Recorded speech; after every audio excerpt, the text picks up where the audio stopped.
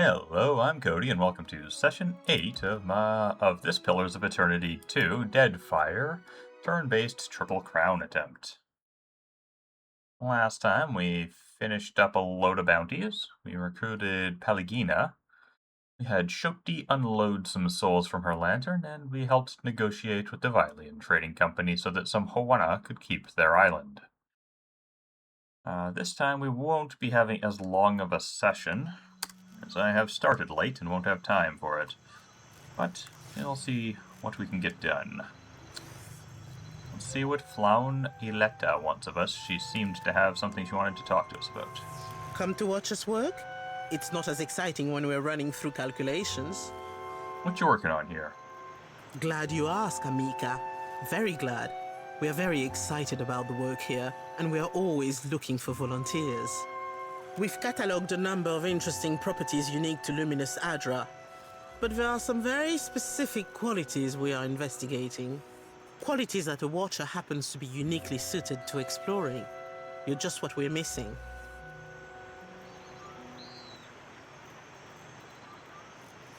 Well, I'd be happy to help however I can. Gelarde, what a relief. You won't regret this. Let me run you through the theory, and we'll get to the test itself. Luminous Adra has special effects upon Kith. Even to the humblest, it offers some small improvements. Rejuvenation, vitality, the kind of thing you sell to people back home, ne? But what about those who have already harnessed their own essence? Consider the talented Cutpurse, for instance, who can cross a room by slipping briefly into another place. The world between. Luminous Adra holds enormous quantities of essence, the kind of energy we can't replicate or restore. And these formations have a kind of connection to each other, across the in-between. I believe we can harness this connection and your natural abilities to transport a person across great distances in a moment. So you could say, travel across the city. That is the very least of it, Amika. We've only managed short jumps thus far. I'm hoping that your own gifts will make the difference. We've collected a number of illuminating readings, and our machines are ready to harness the Adra's essence. But for the moment, we are effectively blind when it comes to targeting the next pillar. Now, if someone were capable of sensing that essence in the in-between, even of manipulating it, someone like a Watcher, for instance. If you want to use my connection to the Adra, I could target a specific pillar. Precisely right. We've had luck with shorter jumps, but those were as much spellcraft as science. The idea is for you to focus on the next connection point. The machine will use that new link between the Adra veins to create a tether, as well as provide the energy for you to jump effectively. What's really exciting is, so long as you are holding that connection open, your companions can jump alongside you. Or they could hold things down here, make sure it's safe for you to come back. That doesn't sound like Yadar. He's normally willing to jump into any random dangerous situation. The next pillar's due east of here, in the middle of a farm. It's not as tall as this one, but you shouldn't have any trouble finding it. Oh, and don't worry. We paid the farmers. Alright, let's do this. Gelarde. Very well. You stand there. Ansel, the machine.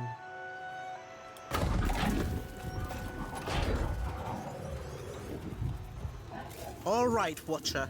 Remember, focus on the beam of light. It ought to be like stepping through a door. And remember, don't... Don't what?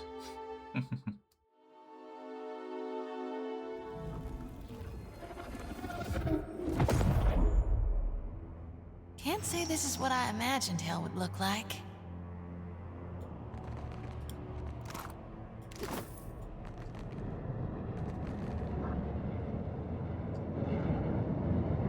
If I feel cold, which part of me is doing the feeling?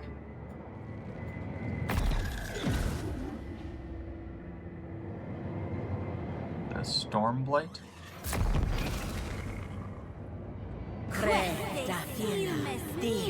A scourging blight.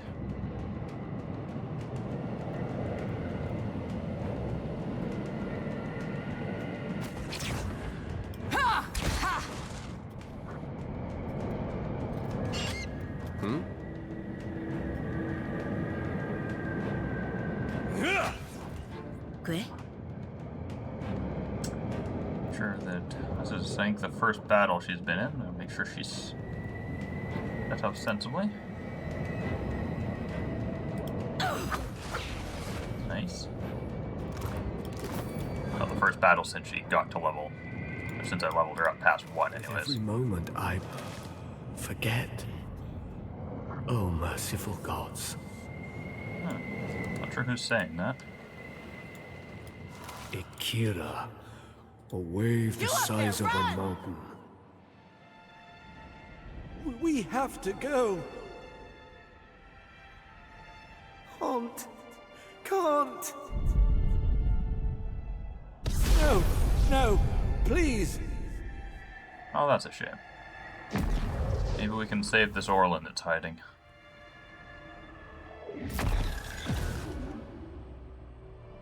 Help!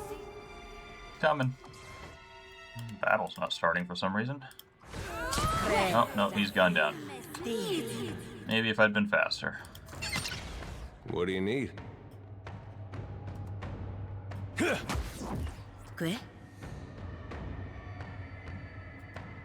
to those who oppose the Republic! Happy to oblige. Lavaru be on seek. Of all my people, I am the past. I cannot die here.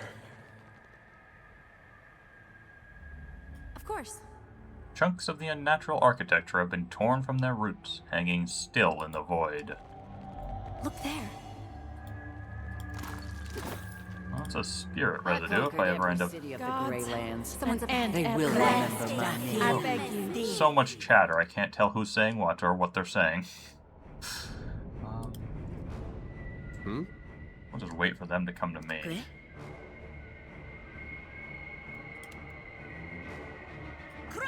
What can I do you for?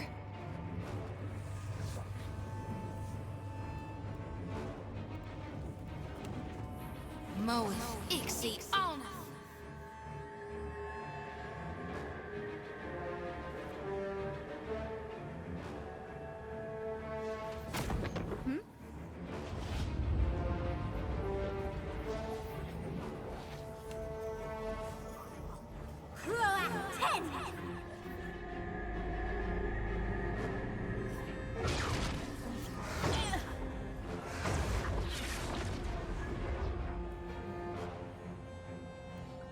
These things have infinite use dazzling lights. They don't have very good movement.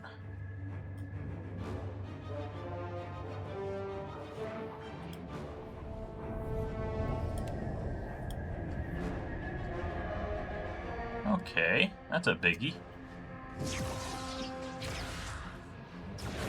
Stand together. Apparently the daze didn't work on these, even though it said grays.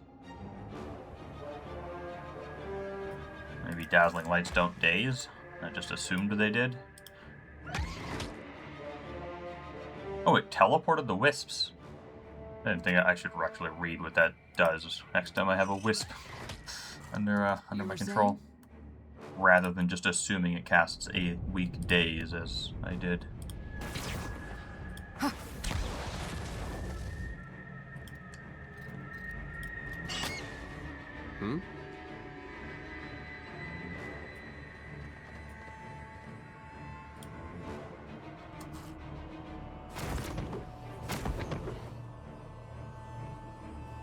Tell me.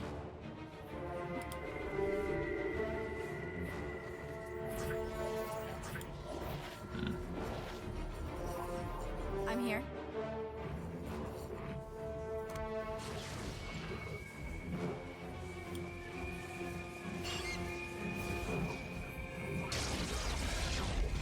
Yes.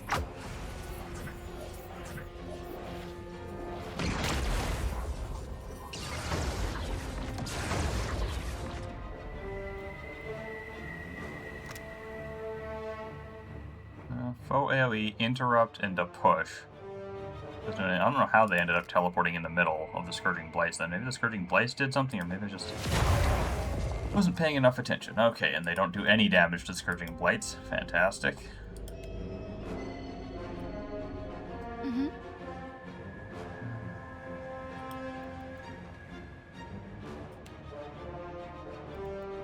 Breathe through leak now.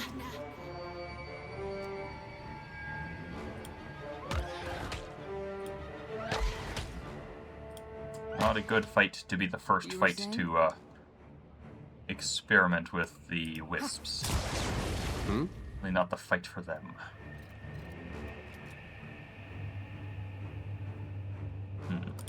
Take that! I am ready. Definitely gonna want that up eventually, so might as well get it now before I forget.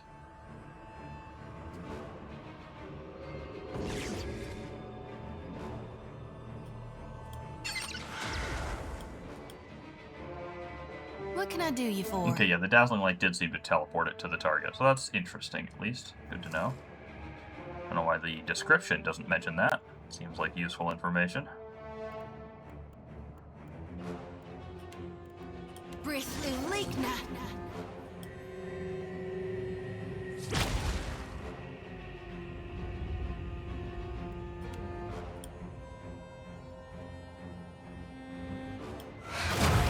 Yeah, this guy isn't immune to shock, at least. What can I do? Likely durable, considering how little that dealt, but not immune. Oh, I really want to just run Chie up and melee that, but I think it would be unwise. That thing's probably quite strong. Did I find myself doing it anyways? Well, I'm going to hit him with the shield cracks anyways.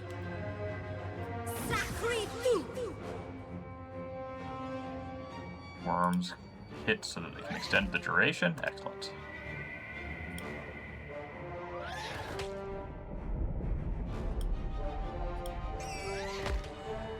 It's up to 3 rounds. It should definitely last forever now. Your orders?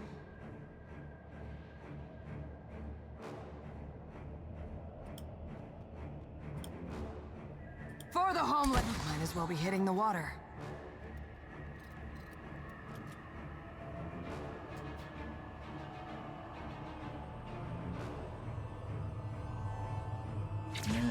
Oh, absorbed 38 health from a wisp. Yeah. Lavru beyond seek.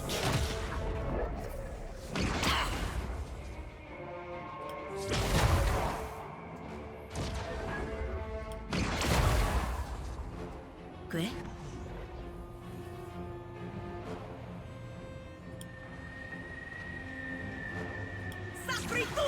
Shente, I cannot. Excellent. Yes?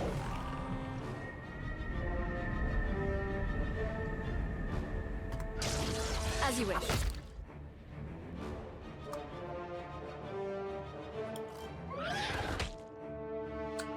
Always sucks to miss a paralyzed target. Hey.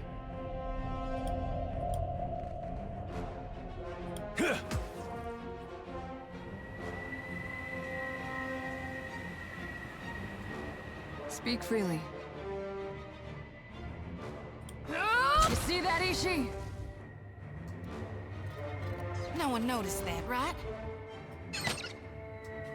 Yeah.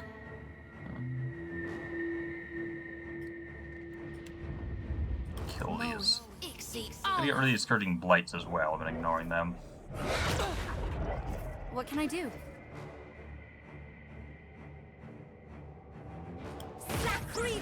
Nice. I don't know is whether this is working. I did hit him last round with my melee attack, I'm pretty sure, but it doesn't look like he got affected by True Love's Kiss. Wasn't paying enough attention to the combat log.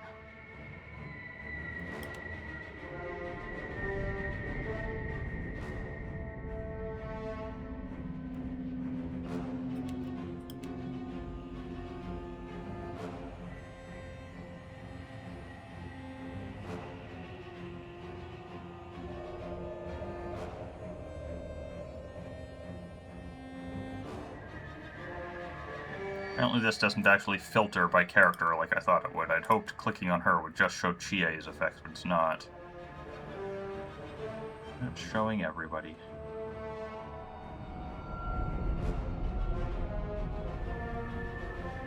I'll have to pay more attention later. Next time she attacks.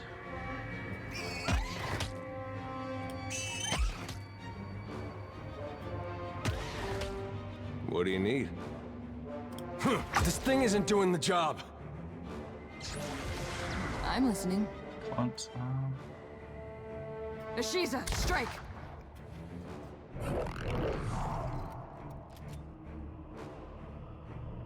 It certainly took a lot of damage there, but I don't think there's any way to see DOT damage in the combat log.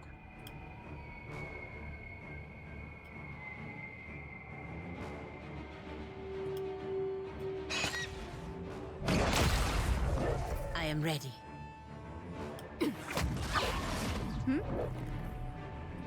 Very well. Only hit it. But it does not have the True Love's Kiss.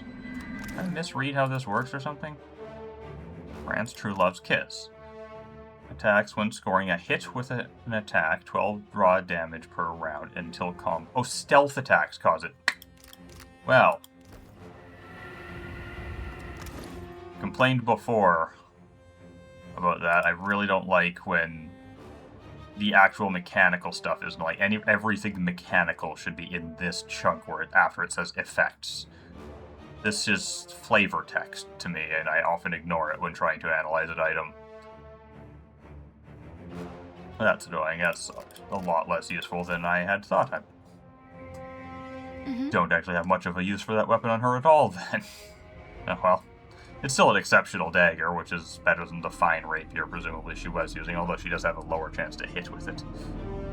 Let's reap this whirlwind. And it wasn't particularly expensive.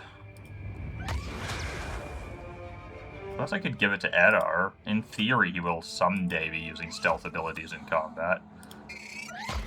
Yeah?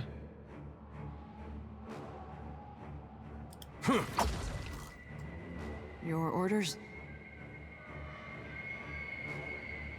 Might as well be hitting the water.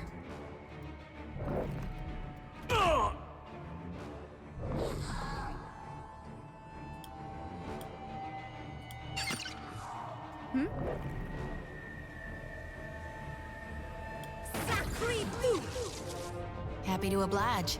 Over 100 damage there. That was really nice. Love be on sake. I am ready. Whereas it's a lot more satisfying to do over 100 damage when it's one number like that with Jyoti.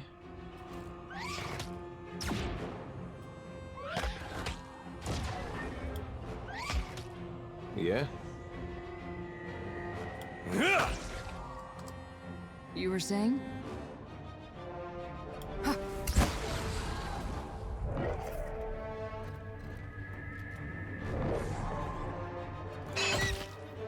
Tell me.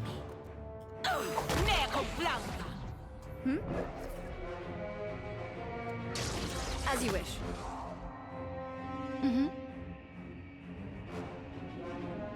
Love be on sake. Yeah? I hope nobody saw that. You were saying?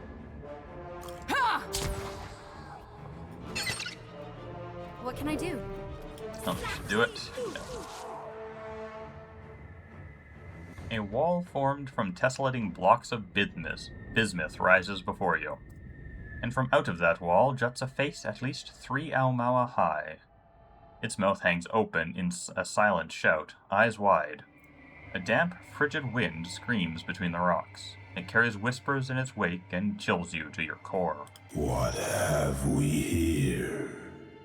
The voice of a Rimmergond rumbles from the stone. That's probably not how that's pronounced, but I don't remember. I'm sure people said it in the first game, but I don't remember hearing it. A wayward watcher has wandered into my realm. Whatever should I do with you? The god chuckles, a sound like boulders crashing down a mountainside. You did not receive an invitation to my realm, Herald of Barath. Tell me, why should I not grind your soul to dust? The stone face splits into a broad smile. I can't remember if it was in the first episode of this that I actually uploaded, or if it was in the one that I tried to make before that had a corrupted recording. But I mentioned in one of those attempts that I had one of my furthest characters that I ever got in this game died in a dialogue, and it was here because I said, go ahead, try it, I dare you, figuring that, Barath and Wotica and Magran and Hylia and even Skaen were kind of chatting with me and using me to hunt down Aethys, and that Rumagand would not go against all of those gods just because I was impertinent towards him. I was wrong. If you click that option, it basically just goes to a game over. So definitely not going to do that. Yeah, but I do think I can say I doubt Barath would appreciate that. I do not fear Barath's wrath. Embrace oblivion with open arms. Oh no, was that the wrong thing to do? The chill wind you first felt when you entered this place picks up. It becomes a deafening cacophony, a shriek so loud and sharp it might tear the very bones from your skin or shred your soul to cobweb tatters. Wait! Your cry echoes out in the void. Slowly the wind dies and the cold abates. Do you fear dissolution after all? How droll. As much as it would delight me to scatter your soul, you belong to Barath. Yeah, well, you did it once in one of my playthroughs. I will spare you that fate. For now. Maybe I taunted him with this option or something. That was alarming. As intended. Now, on to the matter that brought you here. Your Animancer friends meddle in things beyond their comprehension. Well, yeah, that's how you gain comprehension. Were I not the generous creature I am, you would have died. Be sure to tell the Animancers that they have failed, and that they have drawn my gaze. I will not hesitate to obliterate them if they irritate me again. Yeah, I'll warn them. Of course you will. He radiates a satisfaction, thin and sharp as polar sunlight. You might prepare yourself, Watcher, for something wondrous is on the horizon. Eothas will usher in an age glorious in its brevity. What does that mean? You will soon learn. In the meantime, enjoy the world as you know it while you can. And do send my regards to your Animancer friends. Rumagand's voice fades to nothing. Only the wind remains. Be great at parties, Rumagand. Not sure that he would, Adar. Indeed. The beast. The beast of winter. Are they talking when I pull the souls out of them? No, just random. Weird that you can do that with some of them, not all. They don't highlight when you push the highlight key, it's just kinda gotta mouse over them and hope for the best. Flickering motes of energy stream toward the vortex in an unending march.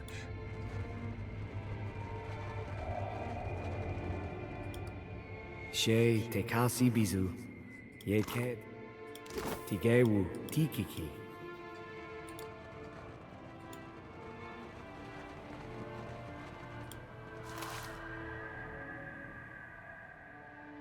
That looks like everything.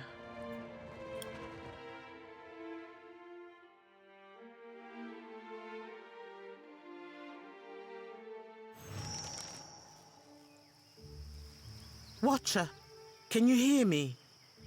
You raise your head to find yourself surrounded by anxious faces. Laone withdraws the finger currently prodding at your temple and nearly stumbles backwards. Oh, thank the gods. Thank Helia. Merla, you had us in a panic. Laone sets a hand to her chest and fans herself with the other. I don't have to tell you it didn't work.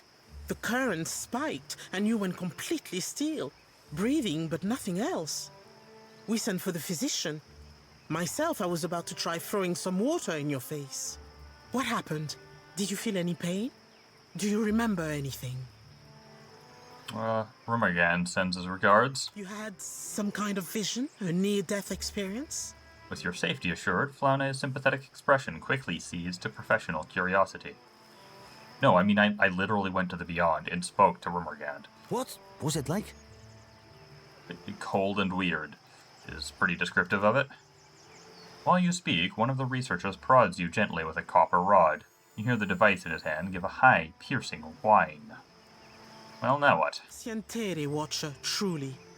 It seemed we sent your mind further afield than intended, and without the rest of you in tow.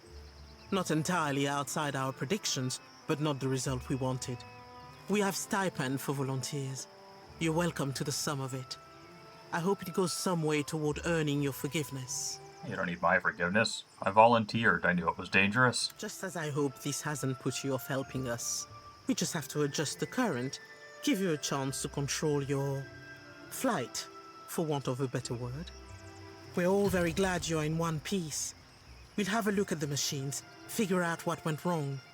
Until then, I'm sure our friends at headquarters will want an update, and to see I haven't done you any permanent harm. We'll send word when we're ready here.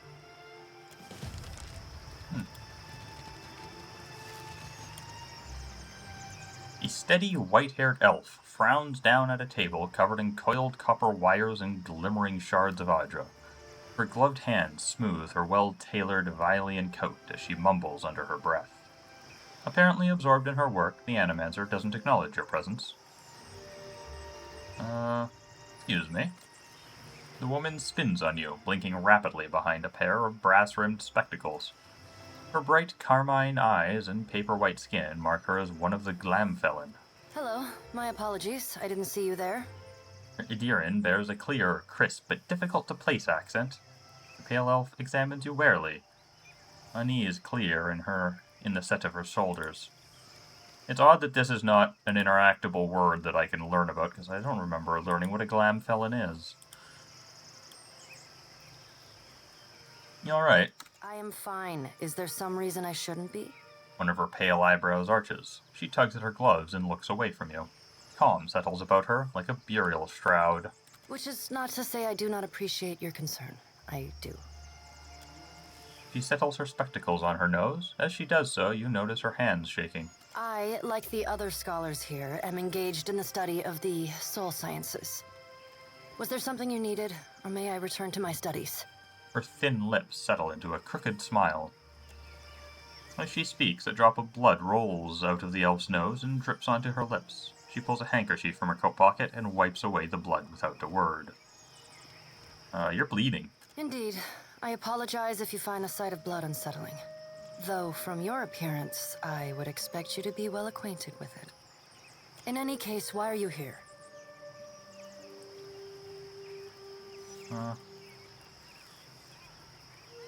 How'd you come to be in Nekataka? It is a mundane story. I sought out the ship with the longest oversea route departing from the Republics and booked passage.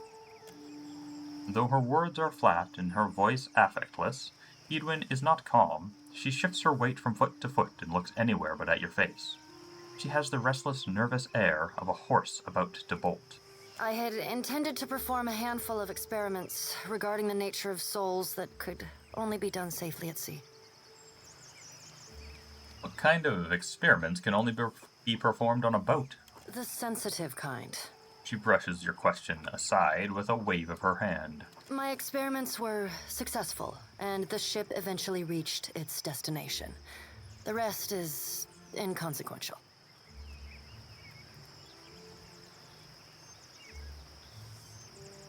What do you study? Many things. Currently, an unusual variety of Audra. It seems to exist only here, among the isles and waters of the Deadfire. She lifts a small vial of shimmering bluish Audra, peering into it with her carmine eyes.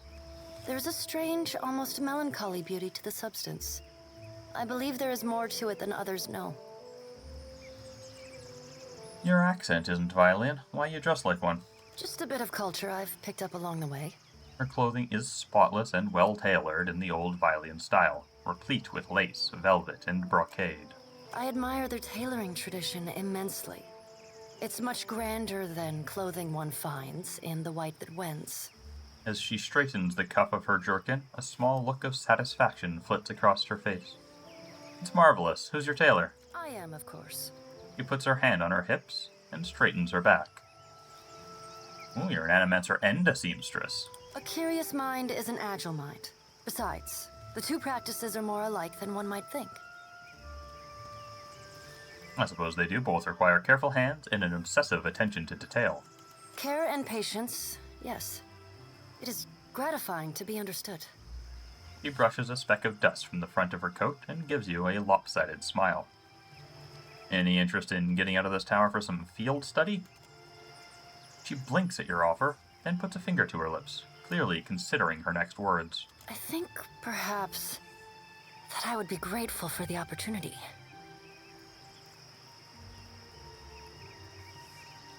Why do I then immediately have the option to ask her why she would want to? I offered, and they're like, well, why do you want to? That would be insane.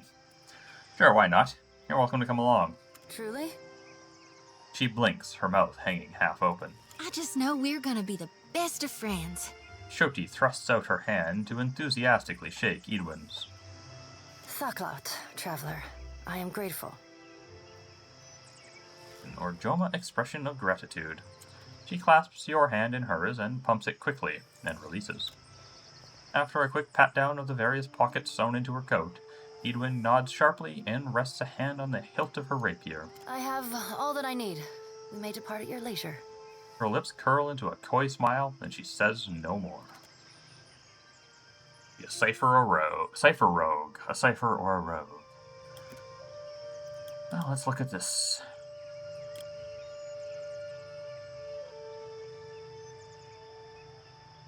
You kind of know that I just plain don't like ciphers. I didn't like them in the first game, and I like them, I think, even less here. Because at least in the first game, one benefit is a lot, if not all of their abilities are of action type standard, whereas here they're mostly casts, and I hate casts. They're annoying to deal with. And the only real downside to going rogue is that Eddar's already a rogue, and I'm unlikely to ever boot him because he gets a pet and nobody else can.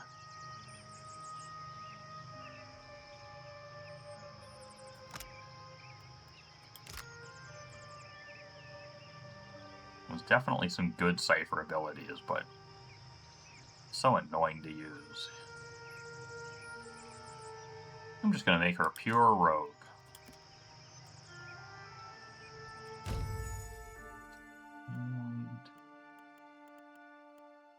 As you say, Captain. Now we'll boot Maya. Take a look at her. Yes. Oh, she doesn't even have an enchanted rapier. That's a shame. Sold my fine rapier a while ago.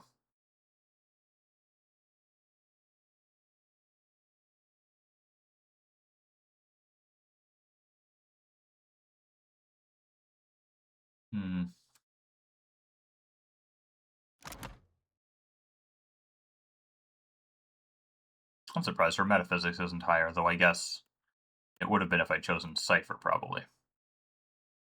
But I didn't.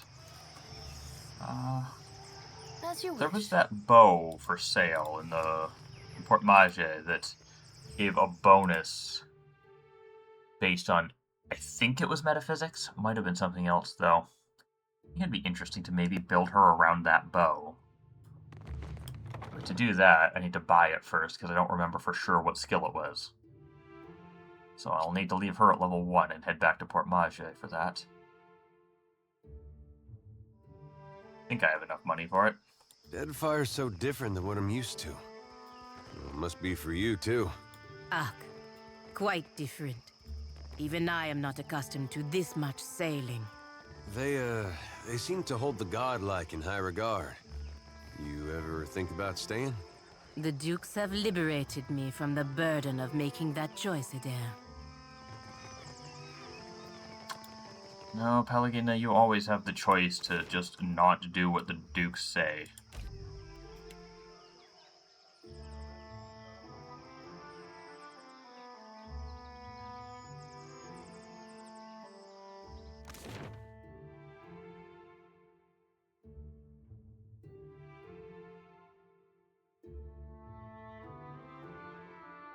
I've definitely played further into the game than this, but not by a lot at this point, and I never did use Idwin at all. I remember recruiting her, finding I didn't like ciphers because I made her a cipher when I played, and then just not using her. Surely I can do party management from my boat, right? Why is it not in ship management? Here, maybe? No. There we go. I do want to use her, but first, no reason to keep her on when she's level 1. Let's go buy that bow I'm thinking about potentially building her around first. And who knows, maybe I will get said bow and decide, or see said bow in the shop and change my mind.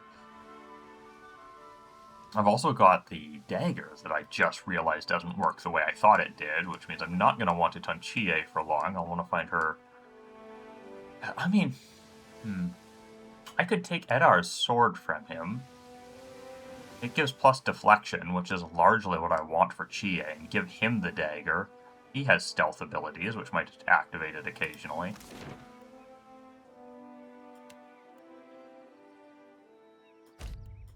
It is not a terrible idea.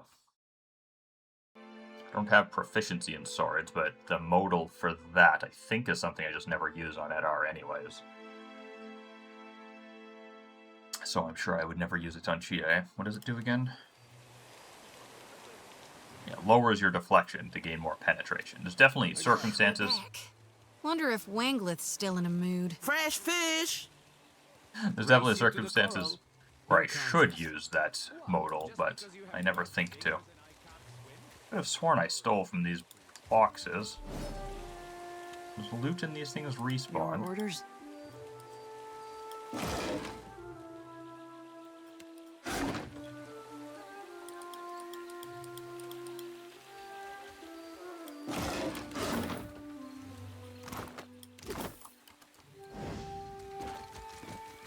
It wasn't him that sold it, I don't think. It was this one. Why? Berat Or maybe I'm wrong. Yeah, now that I say that, I think I am wrong. Yep, I am wrong. Could look at that stuff afterwards. Let's see, there's this bow. Here you find civilization. That is what? Yeah. Oh, it costs a lot more than I remember. I thought it cost around $5 grand. I must have been thinking of the Shattered Vengeance. Nevertheless, let's take a look at it.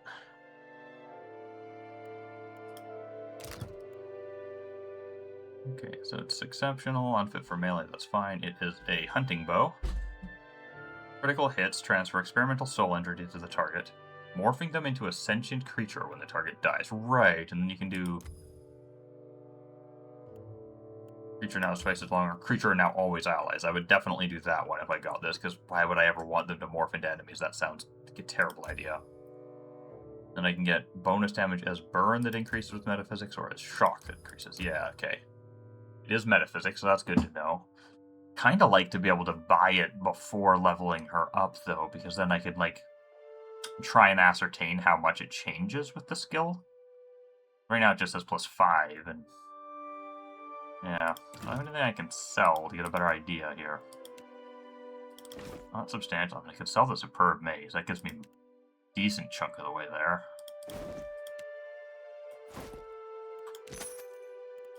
Not enough, though.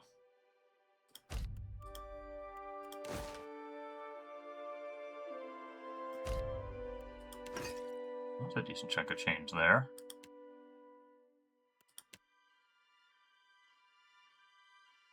can sell all my pets, but that seems horrible. I'll never do that.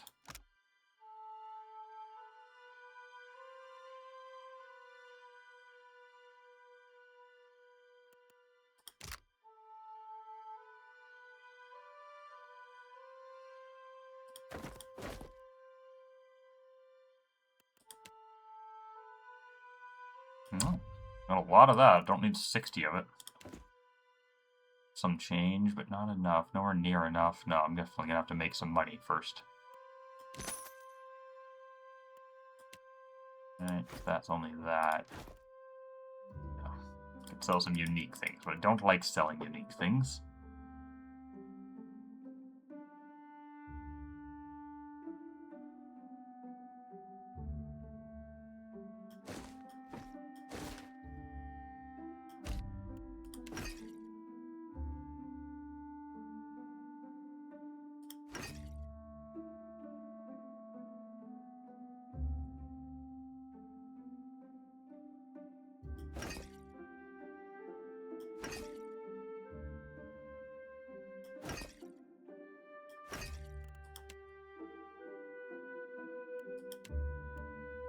Almost there.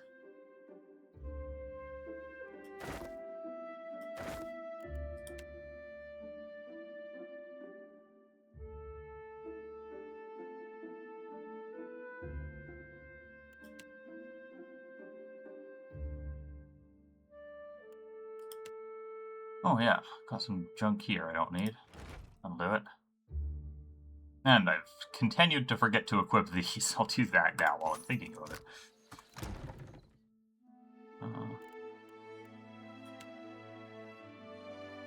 Apparently I've also got some cotton weave sales, although those didn't seem to show up for sale unless I just missed them.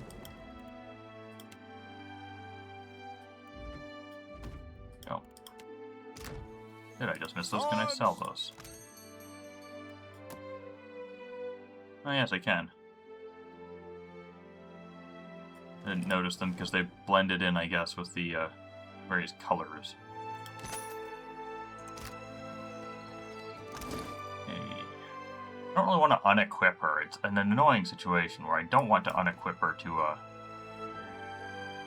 to equip the other one, but I also do, because I want Edwin to have gear, but I don't want to take it off of her. Definitely don't want to leave the Boots of Stealth on. That I do think I'm just going to leave the rest of it, even though it means Edwin will be a bit weaker than she could be. Because I do want the option to be able to switch back and use different party members here and there. I usually don't use that option. I usually just kind of try out new characters as they join me, and then end up replacing them with somebody else eventually, if I don't care for them. But I like the idea that I could someday be like, you know what, I'll just use Maya for this quest. Crew's getting Didn't think and you'd not come need back to here. completely re-equip her. Don't tell me you wrecked your ship at Sure Thing.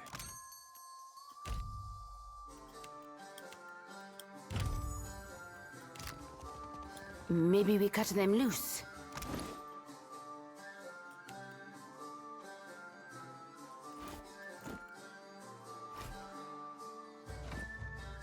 I am going to do this for now. Even more defenses, which is what I'm kind of built towards. A little bit. I mean, I didn't start with a lot of resolve, but outside of that.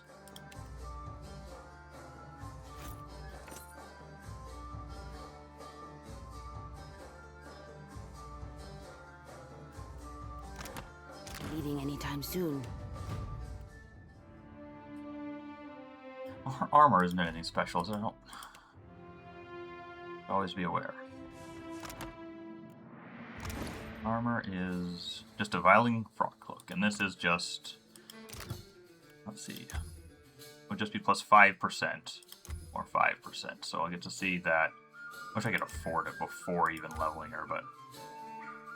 I would ideally want to go with the ruby one anyway, since this already deals shock or piercing. It would make sense to go to then do fire, but I'd need an extra ruby and 6 grand.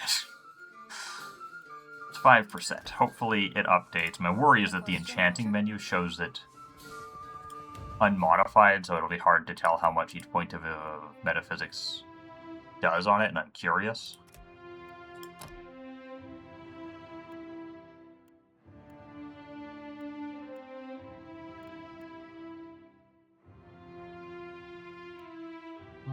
She's got Crippling Strike. I don't know that I want Escape. But maybe? I mean, if I do, it would be for effectively the same reason I took it on Eddar, is that eventually I can get Shadow Step to do those big spiky damages with backstab. Although this one is only within 2 meters, and she's going to be using a bow, so I guess, yeah, I don't care. That means the only real thing to take is Fast Runner or Arms Bearer. I'll go Fast Runner. Really wish there were more options at level 1 for everybody. It always feels, or it often feels like I'm forced to take something I just don't want with a lot of characters. Definitely taking Blinding Strike. I mean, I love Gouging Strike so much, I'm going to take it with both of my rogues, because it's just fantastic. And then she's using a 2-handed weapon.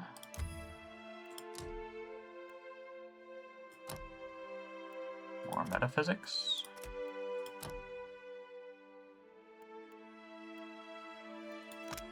And percent of hits to crits, sure.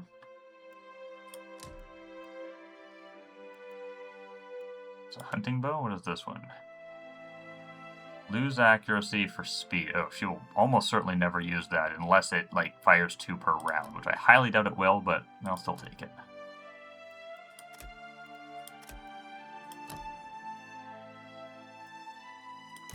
Obviously, Gouging Strike, because I love it. Definitely not riposte. Don't need quick item slots. I get why this is in Rogue, but it really feels like something that should just be as a level 1 option for absolutely everyone. It's not even that good.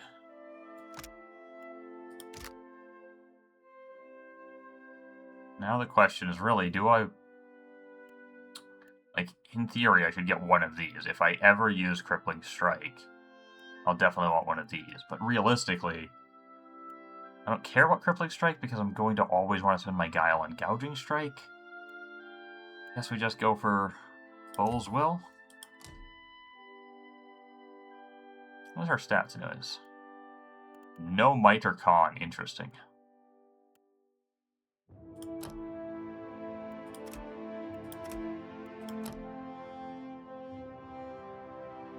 Bull's Will. I guess we'll get Fortitude then to make up a little bit for her lack of Might and Con. And then we're on power level 4.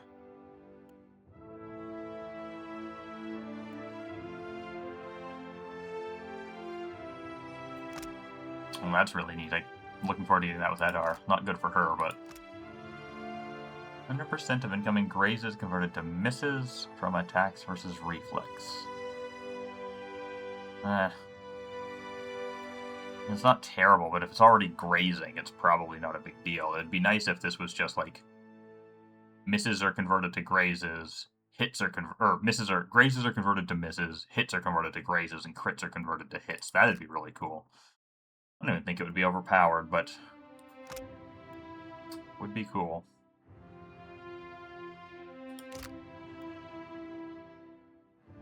Yikes, she's at a position here I don't want anything she can learn. So I just want things that make her bow attacks stronger, and none of this is that. Do I end up taking Deep Pockets simply out of a lack of other options? I guess Defensive Roll maybe is better?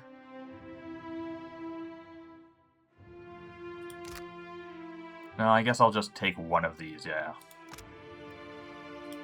Might as well. 5-2. Yeah, it has more pen, even if it doesn't get the accuracy bonus that... So once something's already gouged, if she's just plinking away at the boss, she's better off doing Crippling Strikes than continuing to gouge the eyes, it looks like. Also bleed when moving, taking raw damage with each step. Most likely they just aren't going to move very much. Enemies don't really do that outside of the first couple of rounds. Successful hits now also distract, sure.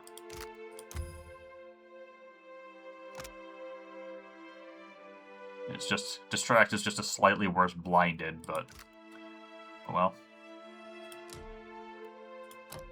she's level 8 even. I wasn't sure if she would be.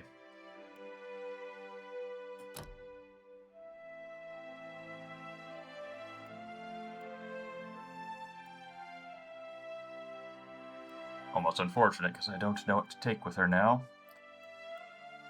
I guess it'll be defensive role. Well, does concentration do anything for her?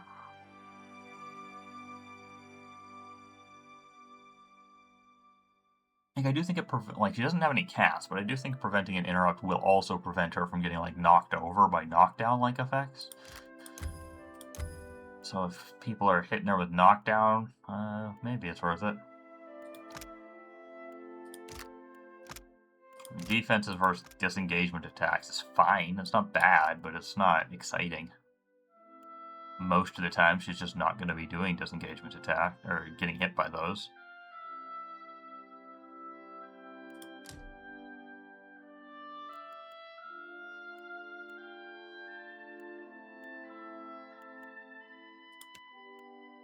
Arbalist. Prone. Interrupt. Penetration.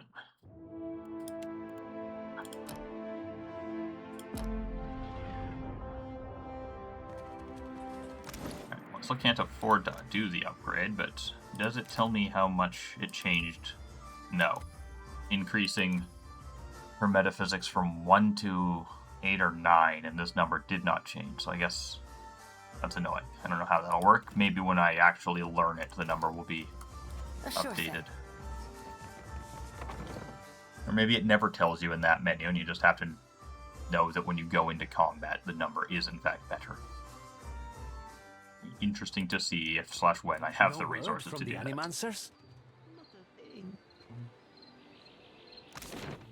I'm broke. Time to go do some bounties, I guess.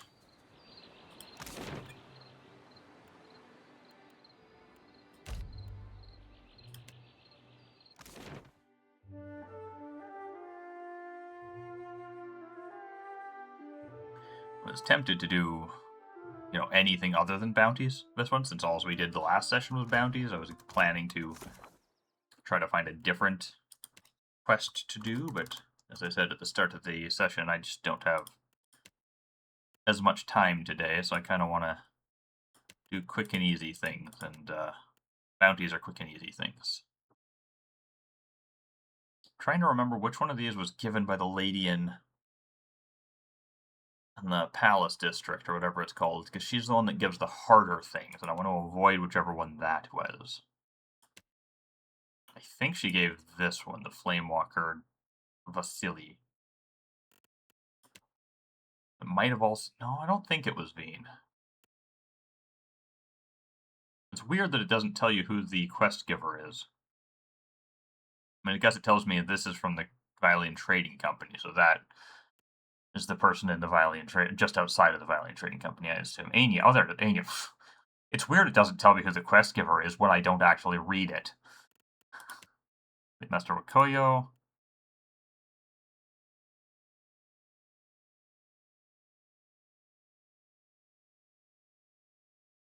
Well, this one actually doesn't tell me who gave it to me, so that's fantastic.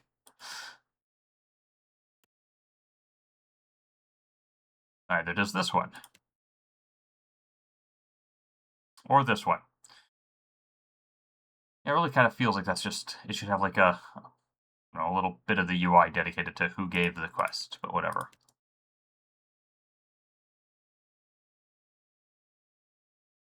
O'Hara?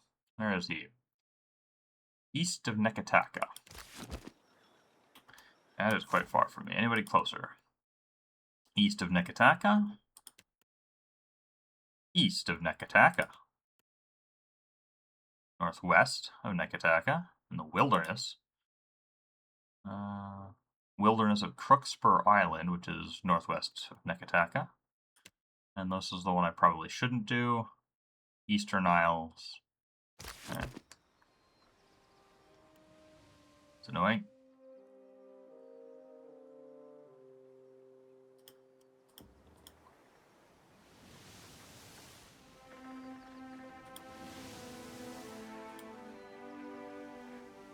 Part of me wants to just head down south, because I remember there was a ship that tried to chase me down at one point. I could just go find it and let it chase me down. And it'd probably give me some money and resources. But just clearing Fog of War isn't a terrible thing either, really. Sure, I'll find something of interest or bumble into the bounties. It's a very interesting decision by the game makers to make this work kind of like an old roguelike style, where nothing on the seas transpires unless you are currently moving. Urangi.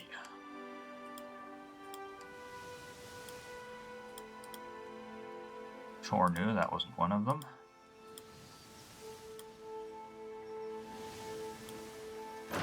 There's Nomu the Marauder. Can I land anywhere over here, or do I have to... It looks like I'll have to go from Nekataka. That.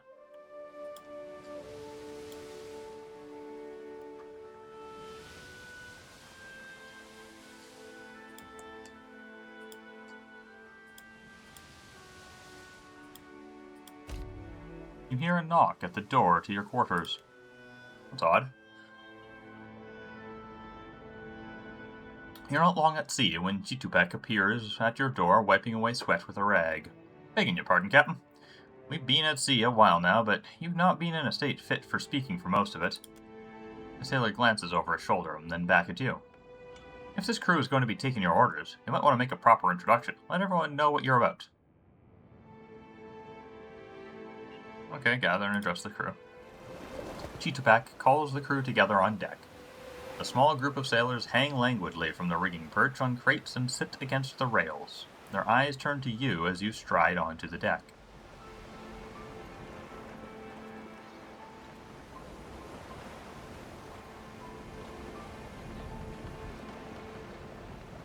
Welcome aboard the Defiant, ladies and gentlemen. I am Chie, your captain. Glad to have you, Captain, Ikyuk cries, eliciting nods from several other crew members. Ama smiles at you from above crossed arms, and Shield Sister Dahlia claps lightly.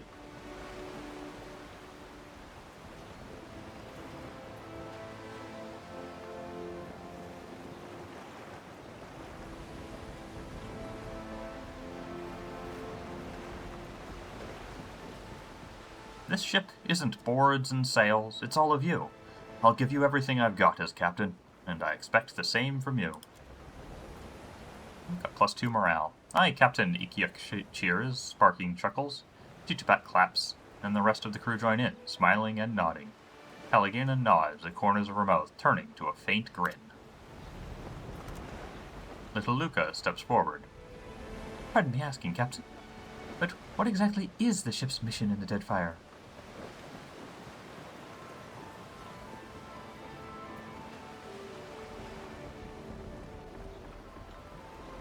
Interesting they keep referring to him as blue, but all of the cutscenes he has seemed a lot more green than blue. Maybe they originally planned for him to be blue, and then they noticed he looks way too much like Dr. Manhattan and turned him green.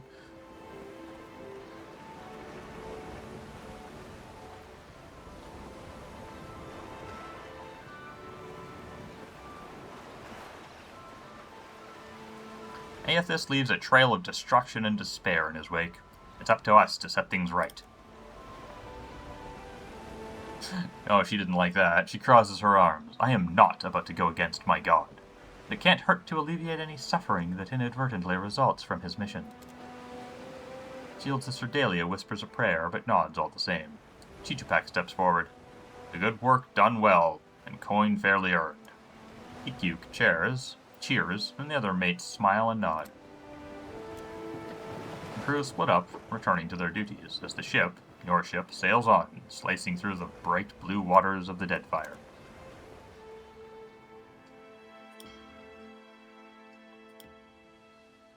An island. What do we got here? I have no idea what I got there because that font is unreadable to me. I have Kua'o Rikuku Islands.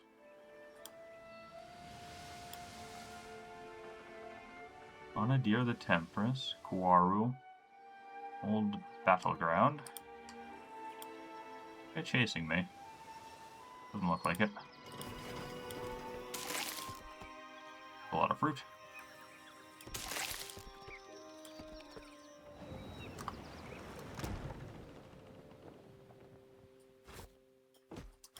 Getting low on supplies. Don't have the money to just buy a bunch more, so I'll need to find one of these bounties soon.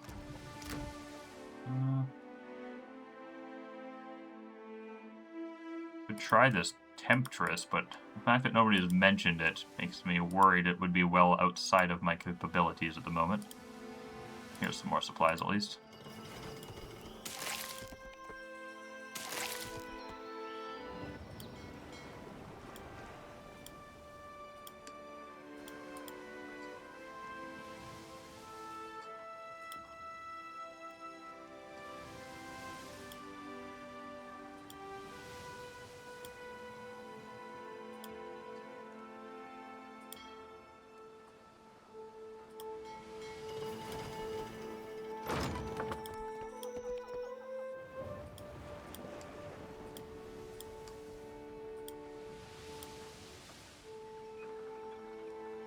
Karina's Observatory.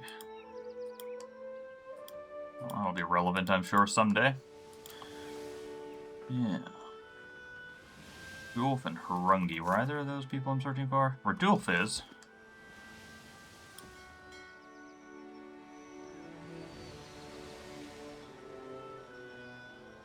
Got a much bigger ship than me. It's a shame that you can't take their ship after you've boarded them. I didn't even look at what level he is. That was reckless of me. I should have been thinking about that.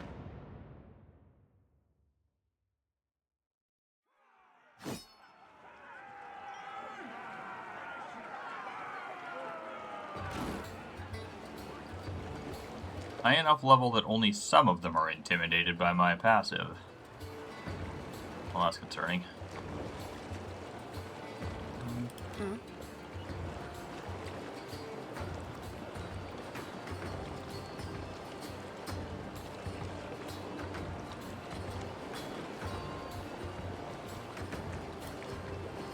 Oh, shoot. Did I do that? A sure thing. That was not what I wanted to do, because I wanted her to be using her bow. He is probably going to be killed this fight. He is not durable enough to be on the front lines.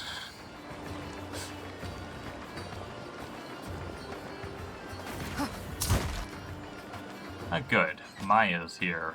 Oh no, Aloth's here.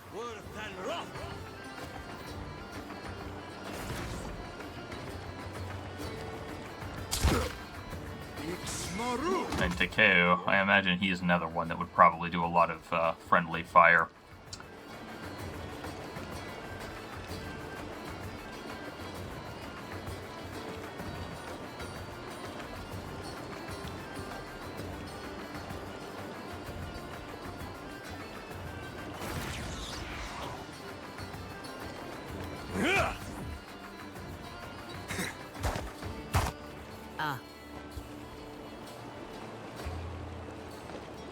That's really bad.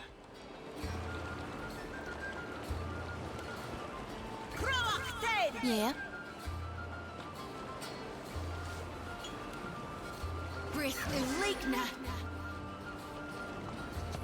Why do they keep trying to run over there rather than crossing here when it's so much shorter? I wonder if the pathfinding doesn't count the jump as part. No, it must, otherwise she would still have movement. Very awkward.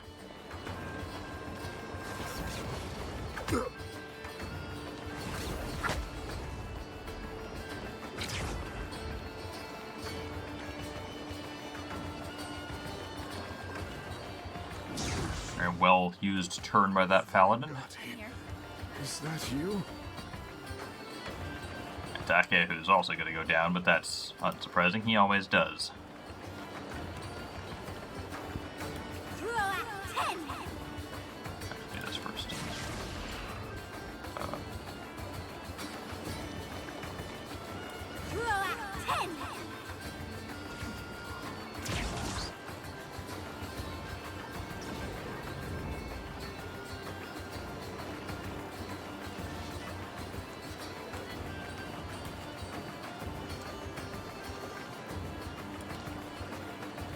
I don't know if this ability is really worth it. Nice.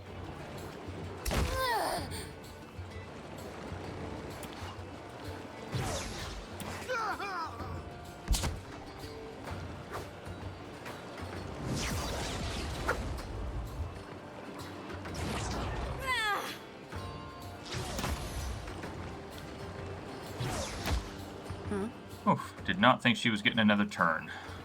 Glad she did.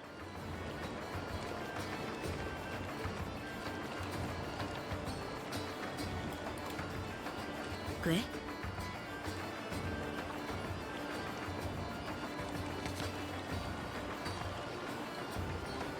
Death to those who oppose the Republic! Nice. That, like, AoE effect of her sword seems like it's going to be very strong in the right circumstance. She hasn't really had an opportunity to hit a bunch of bunched up people with it yet, but when she does... Very well. Yeah.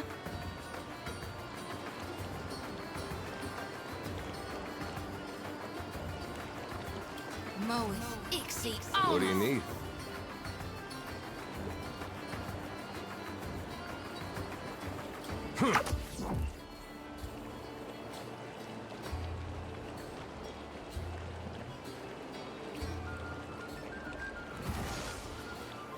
Oh, I hate when they heal.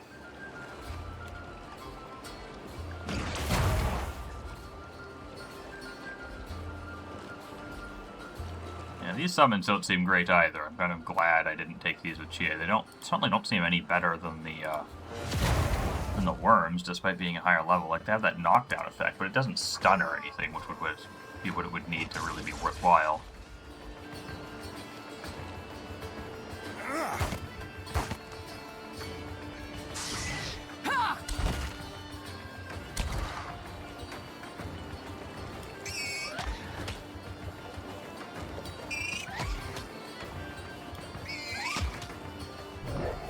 Worms seem to just do more damage, despite being a lower level, and you get more of them. I'm good and stuck. Oh, stop healing. Rude. Yes.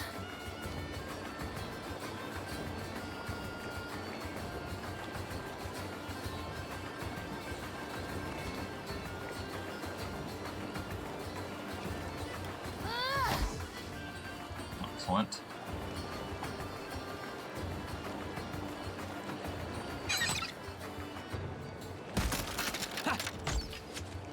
Well, Eloth may be happy to kill my own team, but he's at least being quite effective here.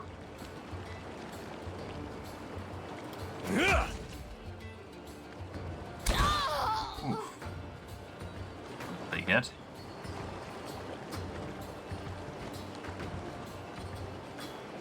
What can I do you for?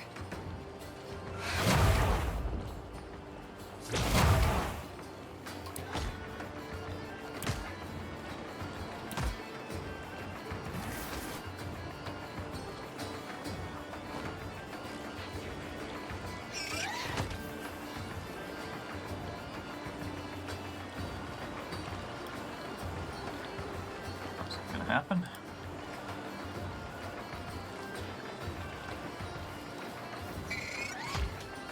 Oh.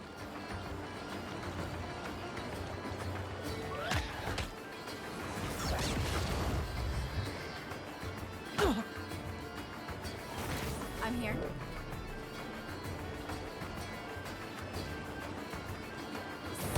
I'm no help here. I don't know why she has to do the no penetration complaint line when she does such a fantastic attack. Like, I get at least one of those hits at low pen, but like, when you're doing that much damage, who cares if a couple of them... Oops, I thought I had showed to you. Oh well. Wasted that. You're immobilized, so you can't do anything. You literally have nothing you can do right here. You can do this. Death to those who oppose the Republics! What can I do you for? Nice. The fleeting flower is the most beautiful. Yes. Oh, more potion use.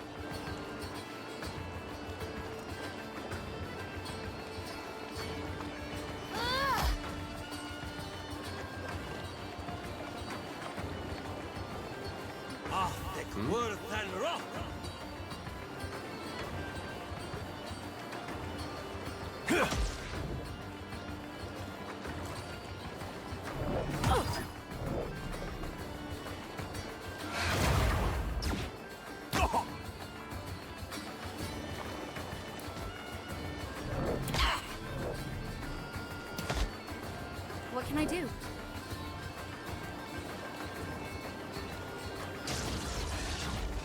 Yes, nothing I can do. Ah. He's still immobilized.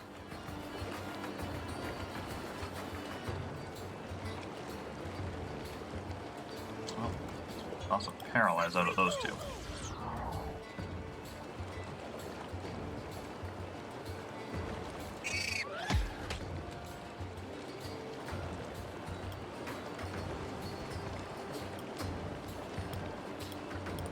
Come on, sometimes you can push your allies out of the way, and then sometimes not. There we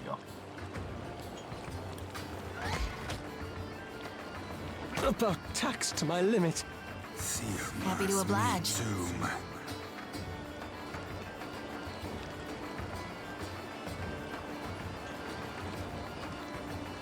Lavaru, be on seek!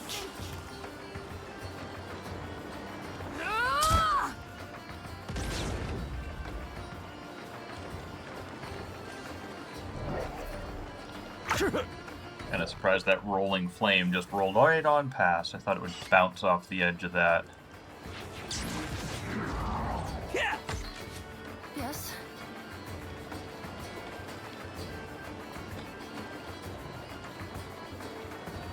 Break upon the wheel.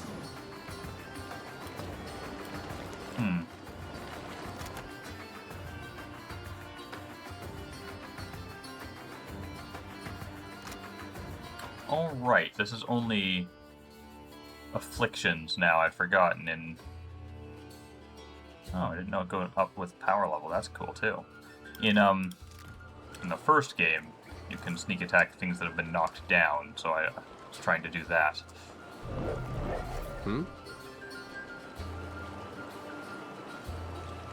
This thing isn't doing the job.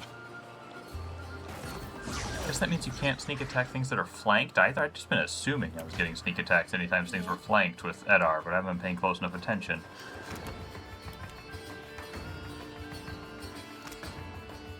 Okay, flanked or afflictions. Yeah, okay, flanked or afflictions. Good. Lavaru, be on seek! Wow. Surprised it survived to 73 damage. Hey, she's not stuck to the ground this time. Ah, not big enough AoE to hit the Gold Pack Paladin, though.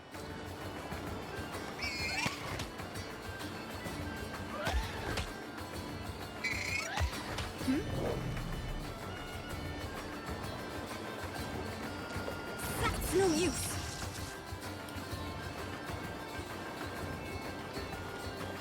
Should probably run this way.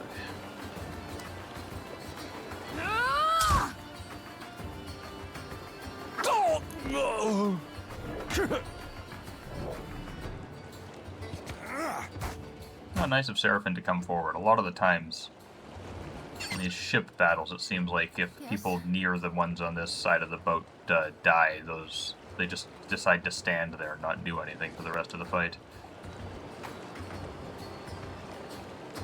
Nobody. Oh, you're flanked. You shan't walk away from this one. Nice.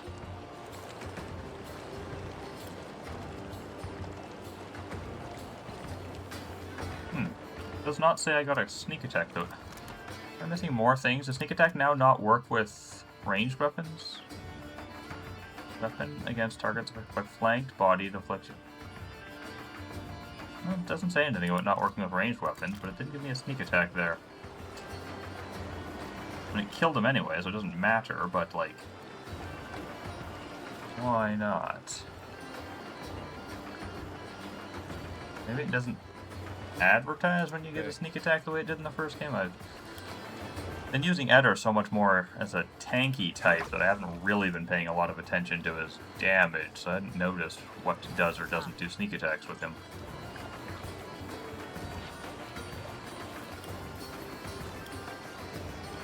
Yes? As you wish. What can I do you for?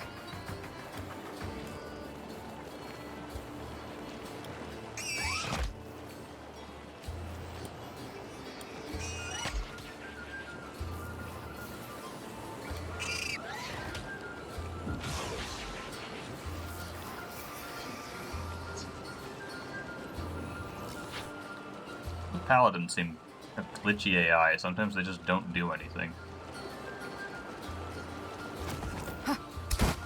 Mm-hmm.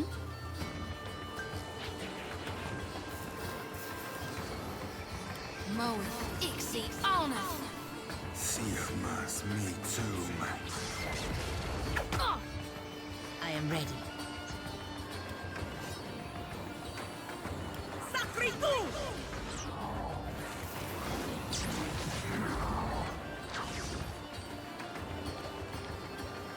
Yes? Break upon the wheel. What are your stats? You have decent accuracy at least? Yeah, decent but not exceptional. Hey. Sorry, friend. I can't.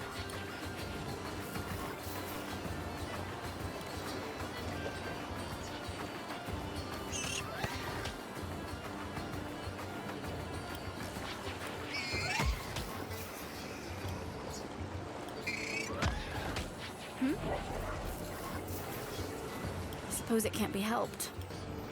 I'm here. Certainly. Get anywhere? Yeah, there we go. Should be able to get them both from there. Nothing I can do.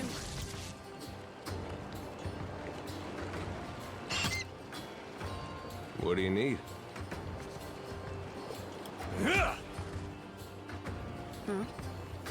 Break upon the wheel. Yeah, still didn't say anything about sneak attack. I don't know whether that means I'm just not getting. Hold shift for more? Okay, it is doing it. There it is. Plus 45% sneak attack damage. Well, that's a mess, especially considering some of these things overlap with each other such that I cannot read them. Ah. Well, nice to know. Yes? I need to try something else. Mm-hmm.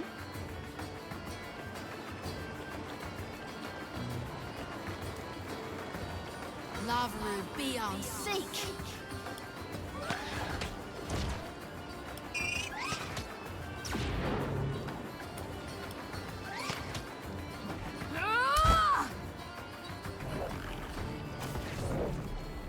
No one noticed that, right? How irritating.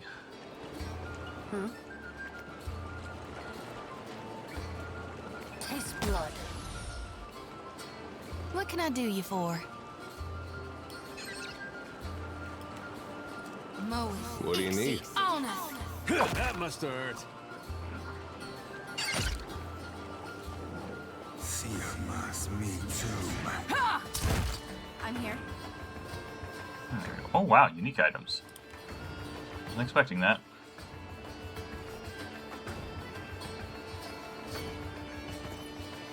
And some exceptional arquebuses. That's excellent. Exceptional greatsword. I don't know why I'm putting this all in Shia's inventory. You don't need to do that anymore. I can take it out of the stash whenever I want.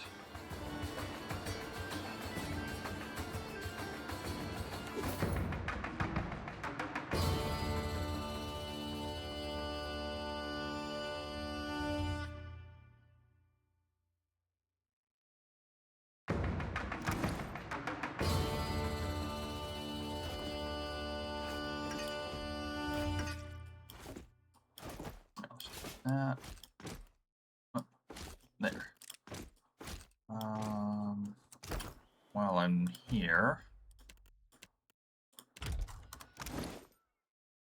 He gets to skip going through a fine arquebus and straight to exceptional.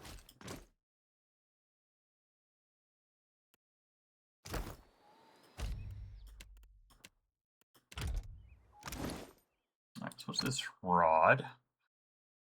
Two-handed.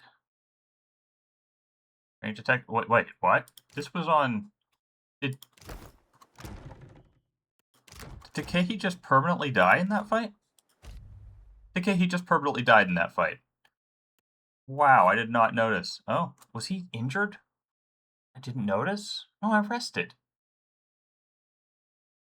Huh. Well, that sucks. I hope he isn't necessary for some quests, but nothing to be done for it. That's really sad. That's a shame.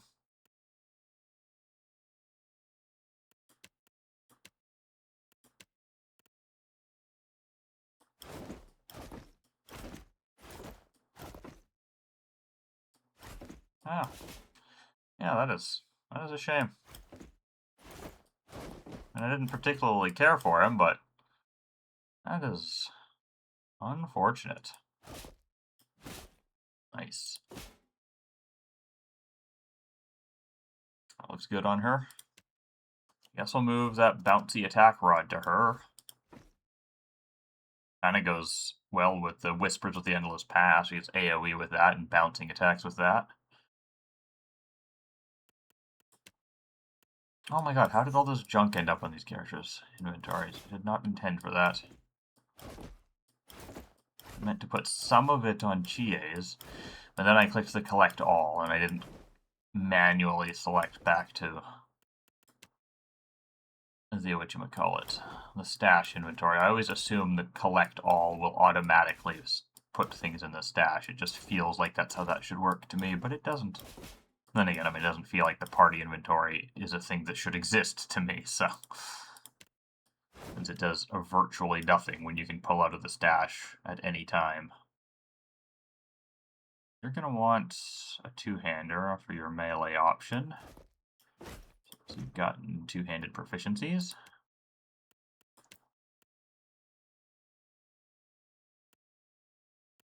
Oh, and I'll keep her breastplate there so that I'm not constantly having to avoid accidentally selling it, because it just feels right that way.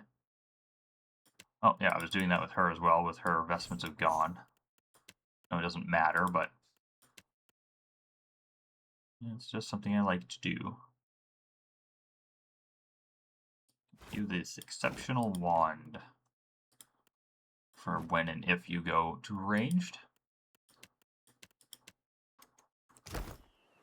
Yeah, I feel like I should have some...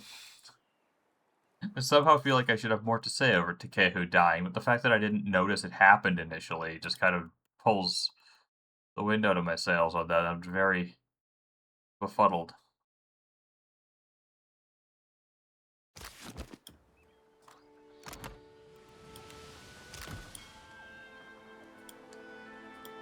Well, now that I know that can happen, like, that presumably happened because he must, like, I'm pretty sure they only die if they have 3 wounds and then get knocked out. Or maybe it's 2. I don't think he would have had 3. I know he had 1 when I was using him, but I thought I'd rested since then. I assume...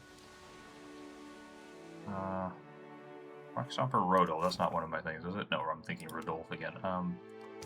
I assume when I rest... Even if the character isn't in my party, any wounds they have would be healed. I don't know that for sure.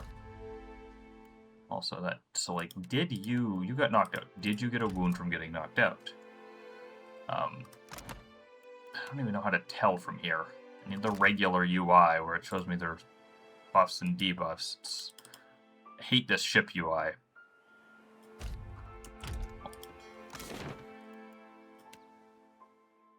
Wild mare.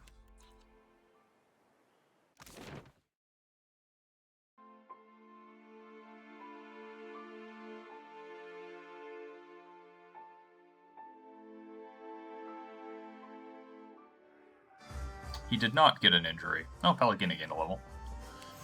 Shoti wants to talk. Adrift in a waking dream, Shoti sways on her feet, sweating, muscles quivering. She whimpers low in her throat. Watch her hallucinate. Her chest rises and falls, faster and deeper, until she's very nearly heaving. Eyes wide and terrified, she chokes back a shriek, but then the vision seems to wane. She calms, confused eyes searching your face. Reckon that's the first time I ever bore witness to my own demise. It was not pretty. She worries her bottom lip with her teeth. Never woke with such a driving need for reaping before. It's making my hands shake.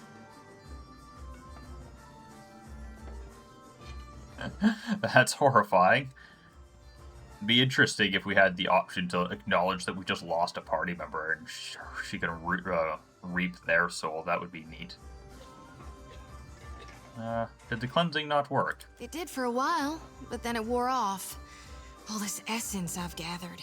It soaked the blessing right up. Left me with hardly none.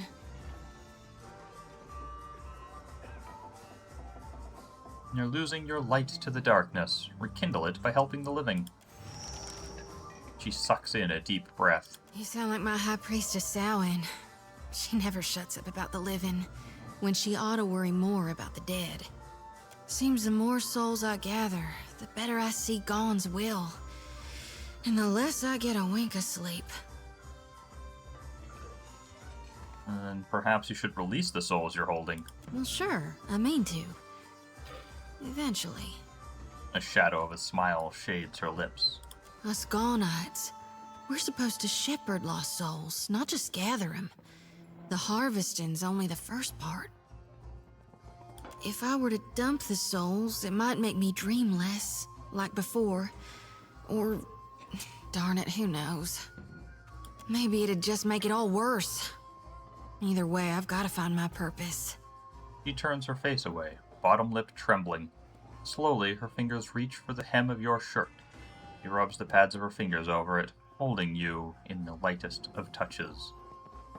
Will you help me, Watcher? Exactly as she asking. Finding her purpose. I'll try. I was hoping you might would. Sometimes I feel like, with you by my side, I can stand against gods.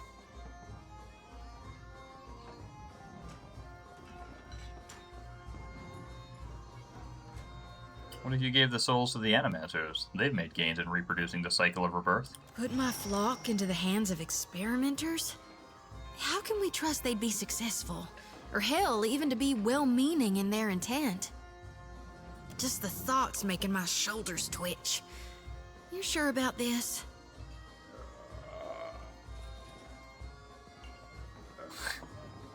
Does it matter so long as it improves your sanity? I mean, I don't think that's a line of argument she'd be receptive to, but it's kind of how I feel is the sensible way of interpreting the situation. I think my duty to Gaun's a little more important than my personal comfort, don't you? And I have very little respect for Aethys. I can't just abandon my souls, not to mention my principles, and hope for the best. What do you think it's like for the souls trapped in your lantern? I don't know. They can't be aware, surely. A muscle ticks in her jaw at the thought. You harvest the souls, the animators replant them. It's a new cycle, one that'll work. You're right. What if there's no one left to release the souls from the lantern after the darkness has come and Aeora's recovered? Pelagina is happy of every time I've suggested we let the animators help. The gods will survive, but Kithkind may not. She sighs, rubbing tiredly at the spot between her eyes. Guess that settles it then. Find me an animancer, and we'll try it. He nods once before turning away.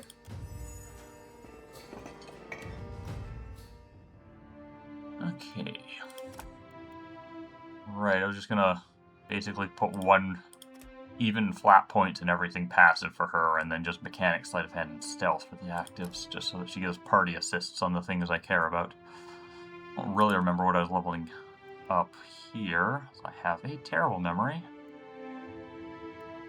Probably just get some defensive things then. Is there anything Enchanter I wanted? I mean, she's got Ancient Memory, she's got the Wisps, though I already kind of regret that. What do I get when I upgrade it? More Powerful and Possessive Distracting. I think that might be decent.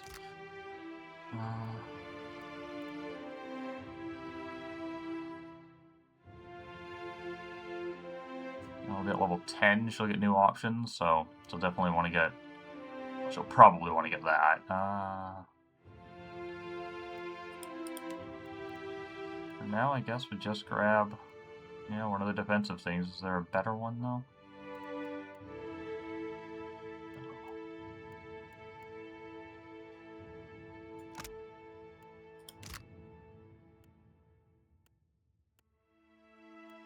Sure. Defense plus 20 versus Resolve, Dexterity, and Might. Afflictions.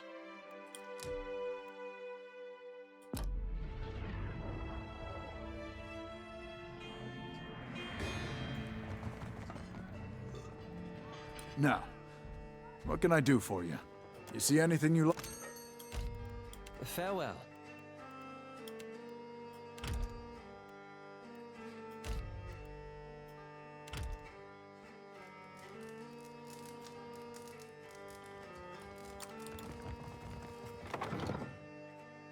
Alright, well, guess I'll hand in that bounty. I'd meant to capture a few more of those while out and about, but Takeha's death distracted me.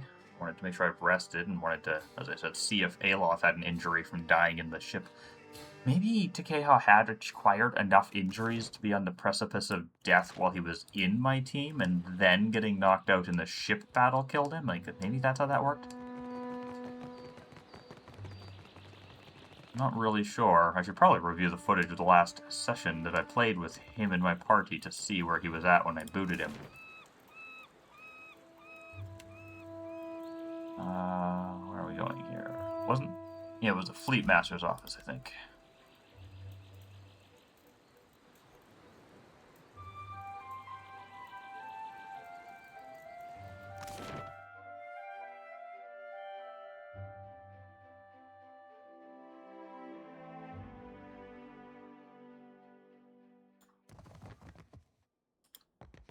My favorite privateer. Clear skies. Makoyo crosses his arms over his chest. I have dealt with Red Wolf. Then let us content ourselves that some small corner of the archipelago is safe from Valian excess. He passes you a heavy pouch and smiles. Our work is unfinished, privateer. Are you ready to hunt anew? What else you got available? Captain, your final target is Burunga, a Hawana captain of many seasons. She is known for bending nature to her will and pursuing her foes with relentless fury. Alright, I'll take the bounty. It's interesting. Burunga commands the Dao Puger's Tooth, which braves the turbulent waters of the Afachina Channel, far to the northeast of Nekataka. Makoyo squints toward the horizon, nodding to himself. Alright, very well. Interesting that he said that's my final bounty for him. I wouldn't have thought we'd be out so early, or so quickly. In the first game, I kept being surprised by there being yet another batch of bounties, though there was far fewer bounty givers. I do think is kind of preferable to having to run around so much to find them all. I don't even think these are all of them. I think there's some bounty givers in other cities too. I think I have vague memories of that anyways.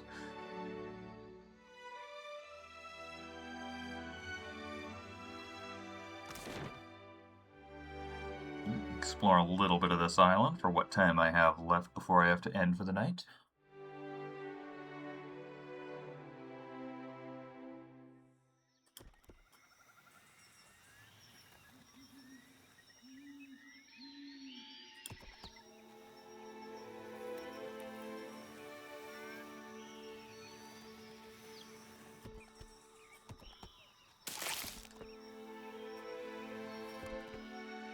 Malkotu's Company.